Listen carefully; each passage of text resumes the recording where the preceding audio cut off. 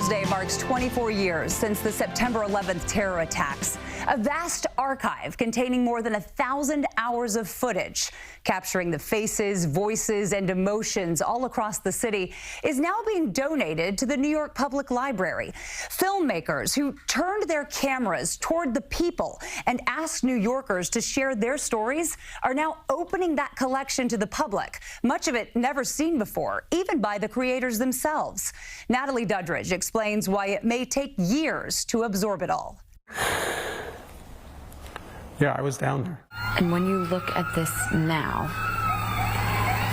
does that moment come back to life for you? Oh, like literally like I was standing there. On September 11th, 2001, filmmaker Steven Rosenbaum and his partner Pamela Yoder sent their film crews to shoot a dating show for dog owners in Midtown Manhattan. But when the first plane hit the North Tower, they rushed to redirect those cameras to Lower Manhattan. I said to these 7 crews, if anyone needs to go home and be with their family, that's fine. And everyone said, no, we're going. And one, I'll never forget, he turned to me, one of the shooters, and he said, what do we shoot?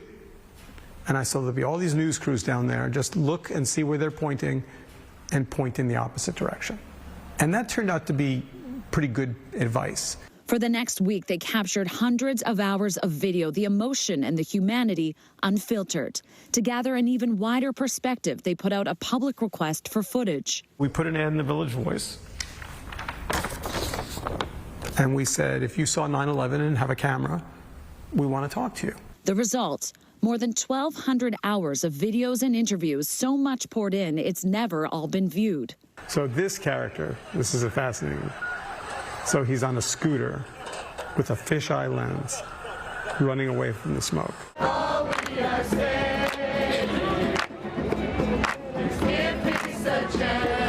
These were big crowds. There was a lot of debate about war. Are we going to war? The filmmakers released a documentary the following year using a fraction of the footage. My wife and I have seen more hours of 9/11 footage than any other 2 people on Earth.